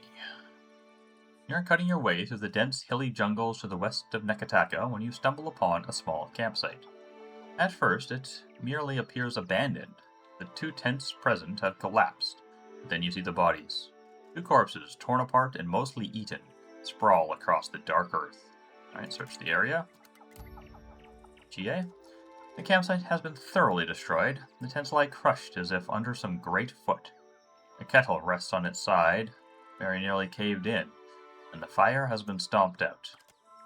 The bodies, what's left of them, bear the tattered remnants of robes of holy symbols of the Dawn Stars. A handful of arrows pin-cushion the trees to the south of the camp. Where they've struck the trunks, the bark bears a thin layer of ice.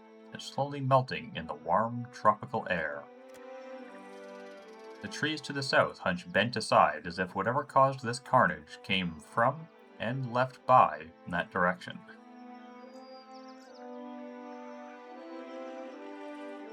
I guess we'll search for the presence of spirits. You focus your Watcher abilities, opening yourself to the presence of any lingering essence. A strange vision tugs at you, dragging you forward like a rushing current of a flooded river. You see the creatures, nigh twice the height of a human, standing among the ruins of your campsite, eating the corpses of your fellows. Vines and moss hang from their amorphous, bark-covered form. Lurkers. Oh my god, that's a novel. And it goes off the edge of the screen because it doesn't properly accommodate UI scaling. Waves of anger and fear wash over you. Anger and fear, but also faith in Aethys has returned. And, with a prayer on your lips, you fire arrows from your enchanted bow, each as cold as sleet. You hear a rushing sound to your right, and turn to face it.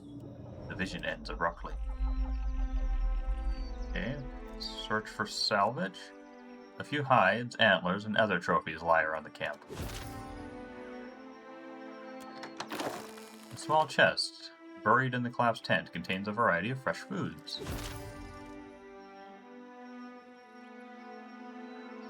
Sugar, milk, eggs, fruit, pork. Alright, examine the tracks. I failed. Each print is about as large as a pie, and roughly the same shape. Well, I mean, that's really disappointing. Having finished looking over the camp, you take a step back towards the path. Okay, I might as well have Shoti reap. Rest now, my brethren. I promise I will safeguard your journey. Head bowed, Shoti sways her lantern for a long while in harvest, providing ample time for the missionary souls to accept the pull of the light. Let's burn the bodies.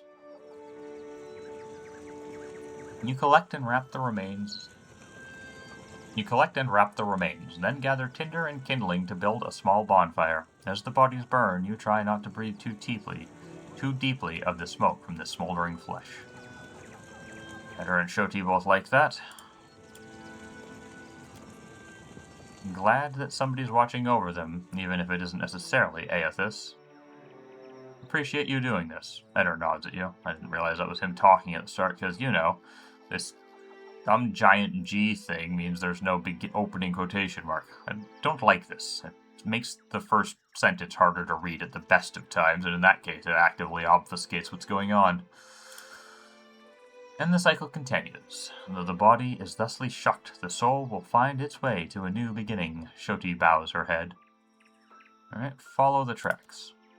The creatures seem to have put no effort into hiding their tracks, and you easily follow them deeper into the jungle.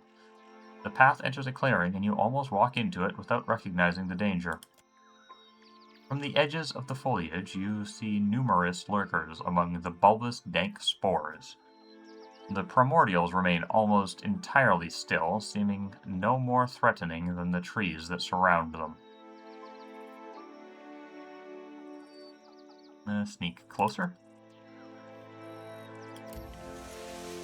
Edwin leads you silently through the undergrowth.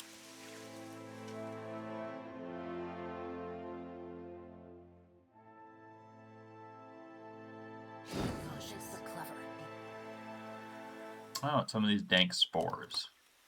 Well, they said something about a magical frosty bow, so I don't really want that. Hopefully it'll be neat. Watcher, I was wondering if I could run something by you. What's on your mind? Well, to put it simply, you are. She swallows thickly. I've tried, but I can't get you out of my thoughts and dreams.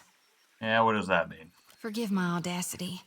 I know I've got no place to, but I care for you. More than I can rightly say. Fingers trembling, she wipes her damp palms on her tunic. I was wondering if you might return the sentiment.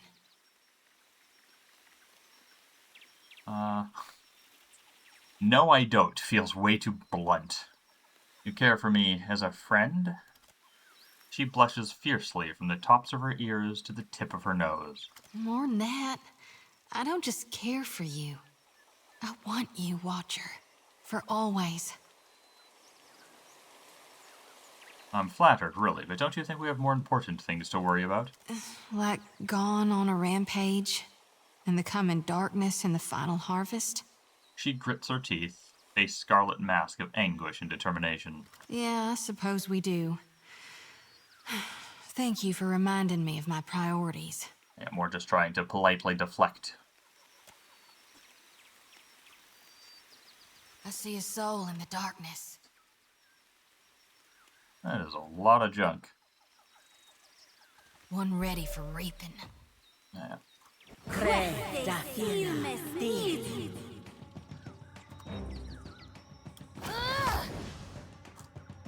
Happy to oblige.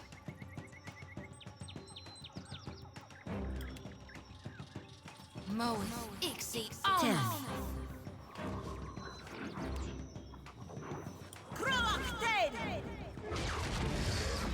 Hmm?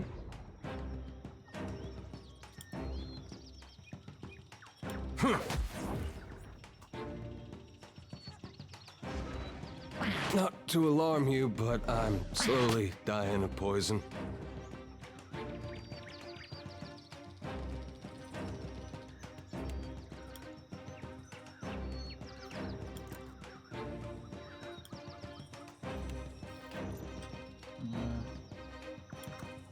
What can I do?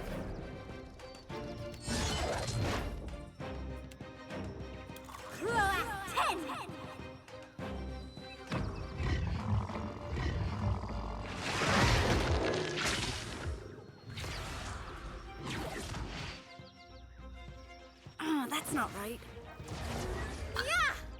Yeah, that pull attack's kind of interesting. I'm surprised it didn't interrupt my spell, though I'm delighted. I should probably try and work down the Sporlings first. I'm sure they'll have the least health. And if they're anything like the previous game, they have a knockdown attack that could be potentially I'm fixing annoying. to be sick. Ah. Of course. Death take you. Nejo Blanca. That one has the gouging strike, as does that. Give it to that one. What now?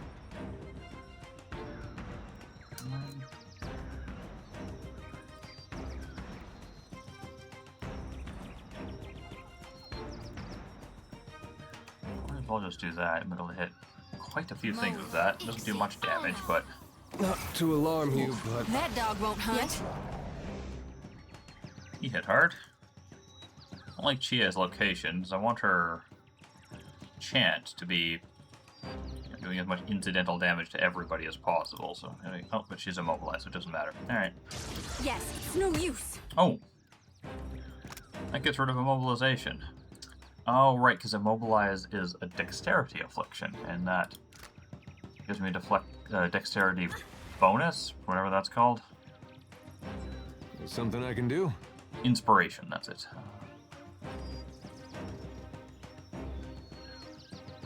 Right on target.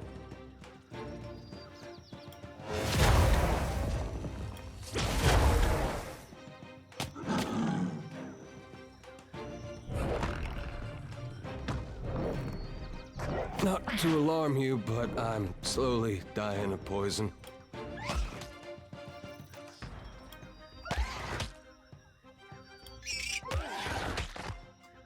Turn up the Sporlings nice and quick.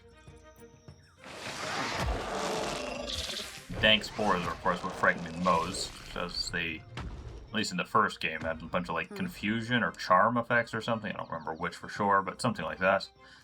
And those can be very brutal.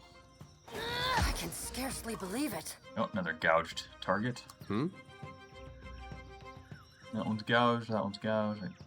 Yeah, Yeah, that jungle lurker over there is the only thing that hasn't been gouged.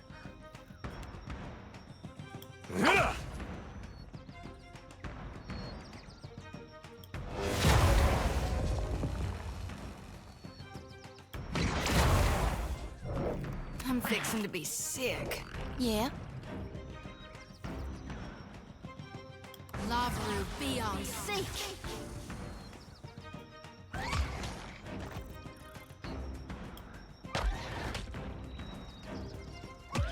I'm here.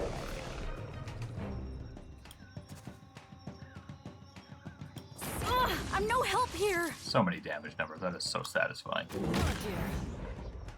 I am ready. And of course, it's over and above the fact that she's got 3 worms shooting for 15-ish damage every round as well, so that's 45. Plus her doing 100 with that. It's definitely got to be my highest damage dealer. A question, Watcher? Break up restraint. Oof, no pen. 8 versus 11. Hmm?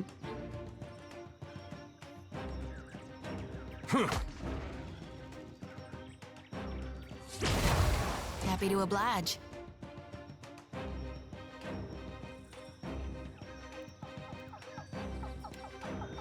Lavru, be on sync. Very well. This one's gotta die soon.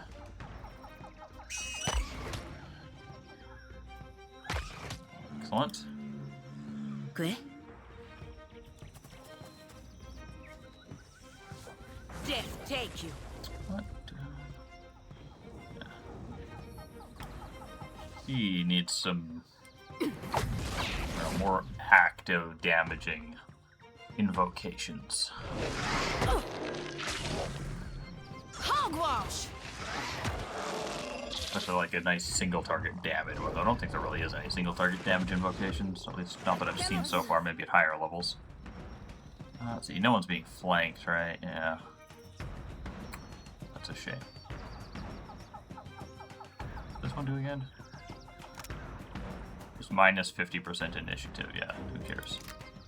Break upon the That could be wheel, really happy to good oblige. in real time with pause, I suspect, but here not so much. Dire Blessing sells a couple rounds. So just throw some smart on yeah. Get some flanking. Elegina not engaging? It looks like she's not. God knows why. I am ready. Engage. Standing. Oh, you're immobilized? Does that prevent engagement? I don't know. Shouldn't, but who knows. Game's insane sometimes. Right, now every enemy has gouging strike. But they will all die eventually so long as I don't. Not much damage, but I love that sense of reassurance that they can't just I'm here. sandbag forever.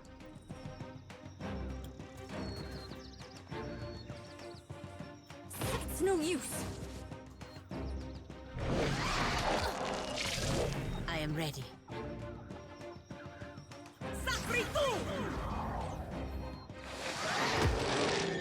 Pelagina is still not engaging. I do not know why. Taste blue does nothing. Mm-hmm. Lavru, be on Nice. sync. Hey. I didn't think that was gonna hit. And it didn't have a high chance to. I got a really lucky roll. 97. I'm here. As you would. Ugh, I'm no help here.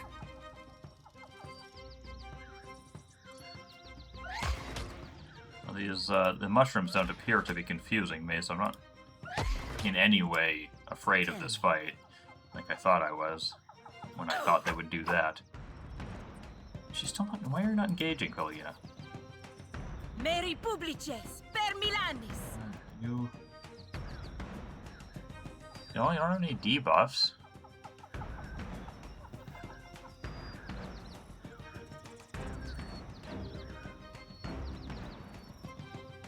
I mean, it's flanked anyways because it's blinded right now, I guess. Is it just that it's overriding the Like, she should still have the engagement graphic. Does this reduce engagements, maybe? No, just +1 armor rating. Well, if anybody that watches this knows why that's not engaging, and I haven't figured it out by the end of the fight, it'd be great to know. The game is insane sometimes. Yeah, it's no longer flanked, because Pelagina is not engaging it, despite the fact that she's standing right in front of it with a greatsword. Something's wrong with me. Strange. Yeah? Not even close. Yeah? Yetter, Shoti, Chie, they're all engaging. Is it something with her weapon? Does your weapon just say, you can't engage with this weapon? Action cone, +1 penetration. Increased reach. Yeah, no. God, that's a good weapon, but... No. Should be engaging. She's just not. Lavaru, be on sync.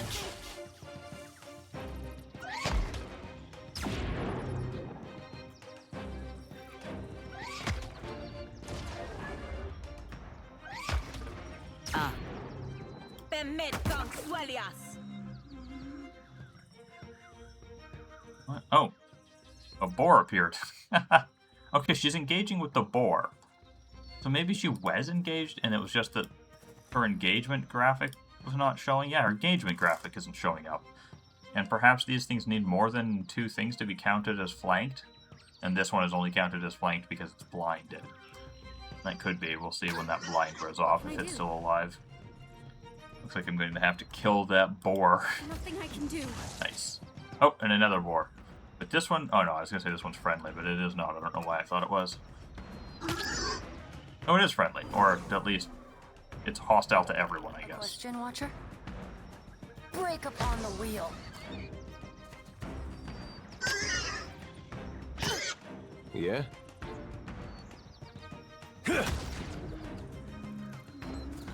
Yes? Stand together! What now? I am ready. For the Republic!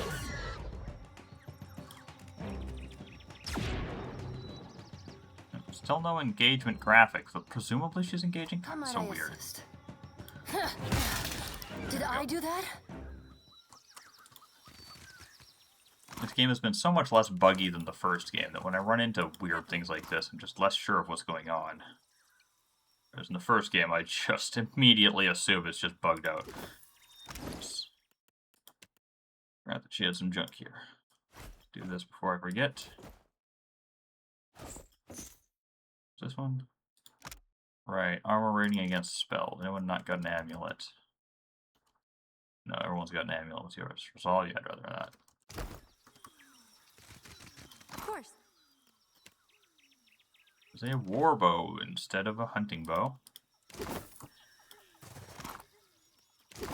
We'll look at it in a second. Trixie. Alright, Trixie. 25% stride, boring. Hits converted to crits with weapons. Not bad. And what is our magic bow? It's exceptional. This menu's a bit easier to read. Garland's Tears. Fires multiple projectiles at slightly reduced damage. Ooh, I really like that. And it does both piercing and slashing for some reason. That's fantastic. It's 10% freezing lash. And freeze slash damage AoE on scoring a crit. Ooh. Is that friendly fire? Okay.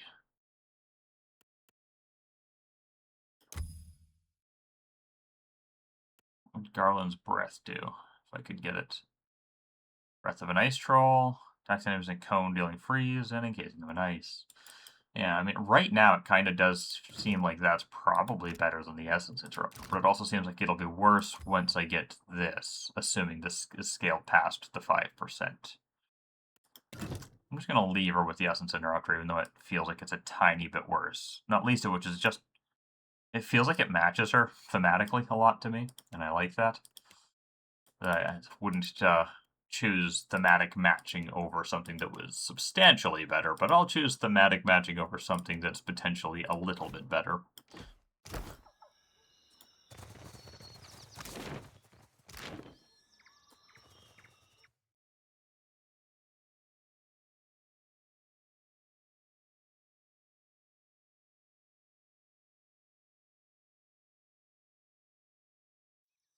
Now, that little area took longer than I thought it would. What's Weba Otangaloa? Is this just a rice farm? Oh, this is one of those crypts. Okay, search. Darn it. That's not a ruby. I could use a ruby. Find nothing. Another pearl, and nothing more.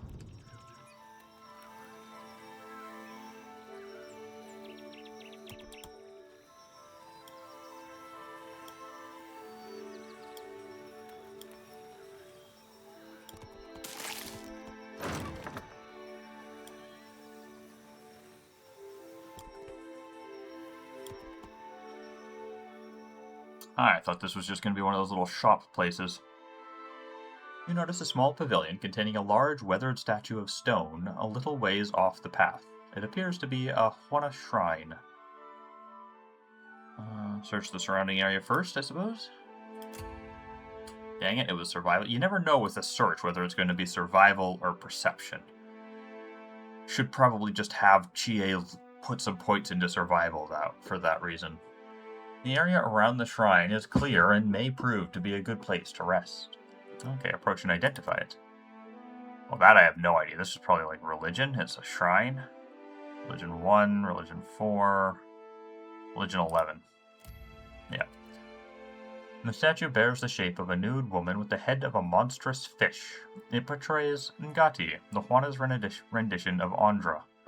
An inscription runs along the shrine's base. The surf smooths stones, but also crushes them into sand.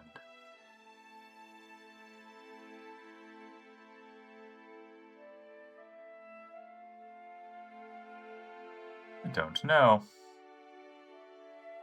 I kind of like the bonus I already have, but this could be interesting. Not sure which would be better, though. Meditate or pray. I don't really feel like the type to pray to any of the gods. The more I deal with them, the less I respect them. I will meditate on my travails and rest.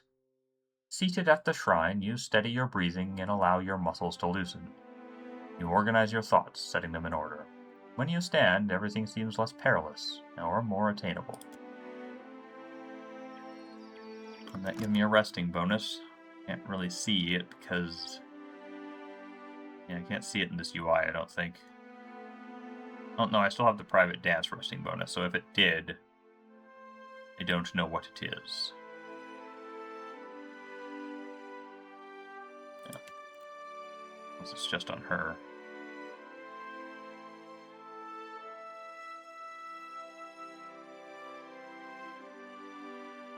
God, you get so many effects. Yeah, nothing there. Lots more to do here, but I have already gone about 15 minutes past when I'd hoped to end, so I will call this an end to session number 8. Thank you all for watching and or listening, and I hope you will join me again when I get to session 9.